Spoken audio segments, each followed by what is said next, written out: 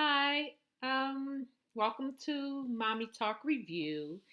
My name is Miss April, and I'm going to provide a brief review from our topic from our show on Monday, April 22nd, where we discuss bullying.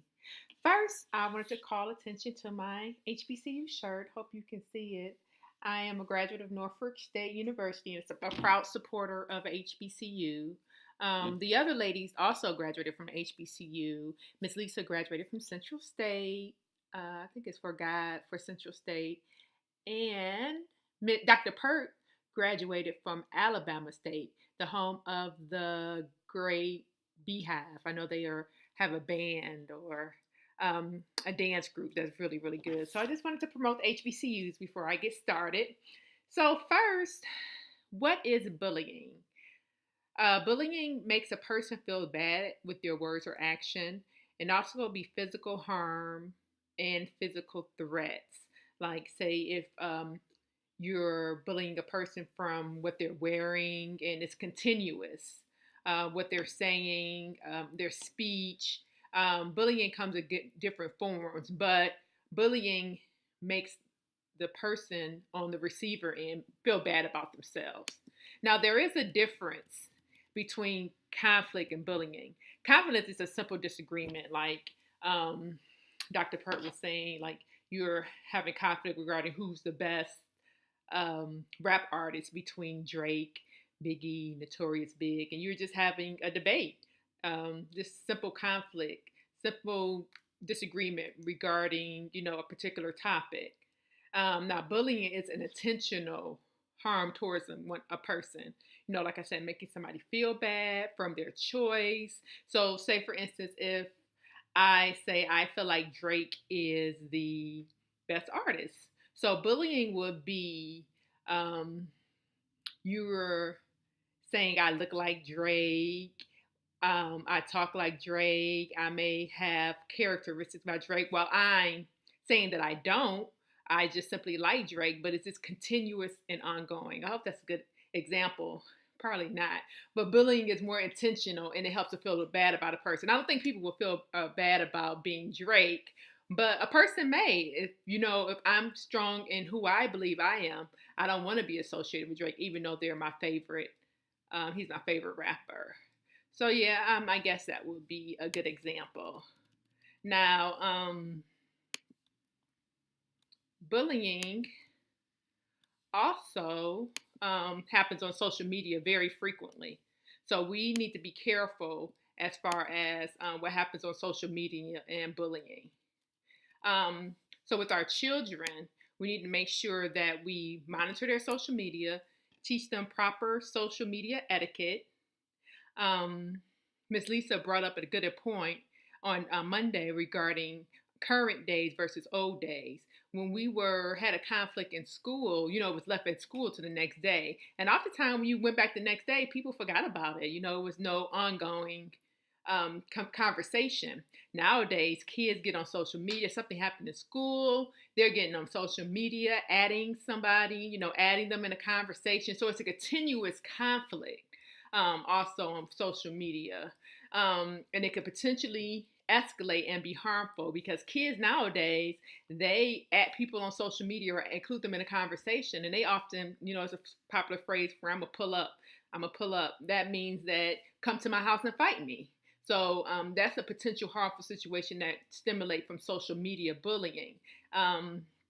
So my advice is to always report social media bullying to the school, definitely first, and then also to the police. Now, if you find like your child is being bullied, you need to make sure you relax. And as I said, fix your face and don't over exaggerate. You want to provide the clearest and best answer for your child when you find out they're being bullied. But make sure they know that it's not their fault. They're not to blame. They are not alone, that you are here to help as a parent. It is the adult's responsibility to make the bullying stop. Bullying is never okay, and they have the right to be safe. No one deserves to be bullied. They deserve to be treated with respect, and they have a right to feel safe at school. School is somewhere we go to learn. So no one should feel like they don't want to go to school because they can be potentially bullied. I remember in school I was bullied because of my glasses, my hair, my clothes, or whatever. And sometimes, I kind of didn't want to go to school, so they necessarily felt make me feel good about myself. It wasn't until like my high school or college years I developed a sense of self. So bullying is never fun. Now, on the other end of the spectrum, if your child is bullying others, which is a serious, serious situation, oftentimes it stems from not necessarily they're a bad child, they just have bad experiences. Um, Oftentimes, the child just wants to fit in, and with a group of friends who are picking on one classmate, so it's kind of like a community thing. The child is getting bullied at home or at school and trying to regain a sense of power by acting aggressively towards somebody else. The child is looking for attention from teachers, parents, or classmates and hasn't been successful in getting it other ways. So they need attention, so they're going to get it from somebody. The child is by nature more assertive and impulsive than their peers. They just need to know how to channel their energy and not necessarily bully somebody, but know how to channel their energy and effectively communicate. The child has a tendency to perceive the behavior of other children as hostile, even when it's not. And finally, the child does not fully grasp how their behavior is making the victim feel. This is particularly true of younger children. So oftentimes we have to teach our children to put themselves in other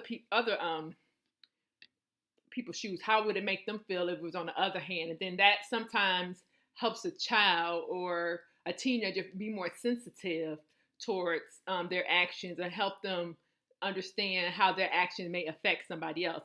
I know an important strategy that's used in Detroit Public Schools is called restorative practices, and it's a behavior strategy. Dr. Perk brought it up in our conversation on Monday. So it involves all students with the conflicts, and they sit down and it's kind of like mediation, and it's mediated by a teacher or an administrator. Um, Also, it teaches effective communication skills and and necessary conflict resolution. It also helps you to talk through your conflicts and view both perspectives from a healthy point of view. Um, Lastly, the PIE strategy and bullying, how you can use that to help your children when they're being bullied. So PIE stands for how you're feeling physically, intellectually, emotionally, and spiritually. So you can use that strategy to kind of help gauge your child if they're being bullied or they are the aggressive bullier.